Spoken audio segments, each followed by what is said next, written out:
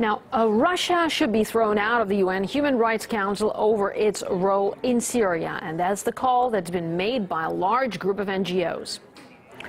The move was prompted by Russia's anti-terror actions in Syria, and some 88 and humanitarian organizations, including Human Rights Watch, claim Russia is no longer fit to hold its position in the body. And Russia's presidential spokesman says the condemnation should be directed at extremists in Syria instead.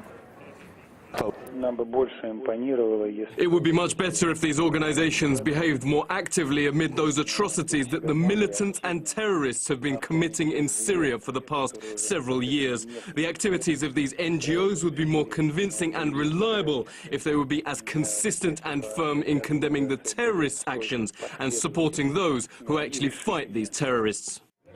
Earlier, I spoke to German politician Willy Wimmer, and he argues that it's only the Western coalition's actions in Syria that violate international law. We should never forget who started the civil war in Syria. And when these human rights organizations blame one country in particular, we should never forget that the United States, Great Britain, France, Saudi Arabia and Qatar. They created the civil war in Syria. When we complain about human suffering in Syria, we have to take into consideration who started everything. And the interesting thing is that everything the West is doing in Syria, it's against international law. They have no support of the Charter of the United Nations. Even what the German military is doing there against our constitution and has no support of Charter of United Nations. The only power who is in accordance to international law in Syria is the Russian Federation. It's in accordance to international law. We have to take this into consideration when it comes to accusations like Human Rights Watch and others. Now, Britain has revealed it will start training so-called moderate opposition fighters in Syria again. Our London correspondent Anastasia Churkina has more. A step that's gathering some quite obvious controversy thanks to previous experiences. British Defense Secretary Michael Fallon is announcing the country's decision to train these so-called moderate opposition forces in Syria in hopes of tackling ISIS yet again. We're stepping up our support to moderate opposition forces in Syria through training them in the skills they need to defeat Daesh.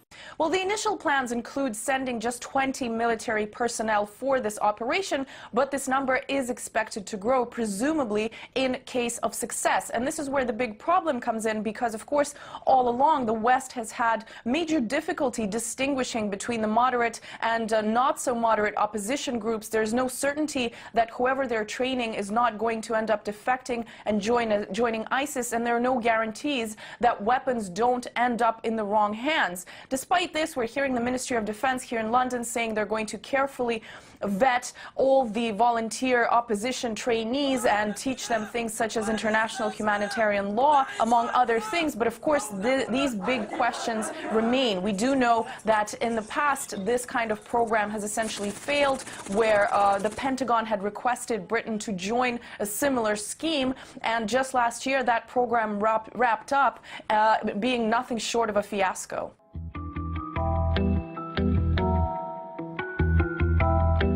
We're also supporting a moderate opposition in Syria that can help us in this effort, who stand up to the bankrupt ideology of violent extremism.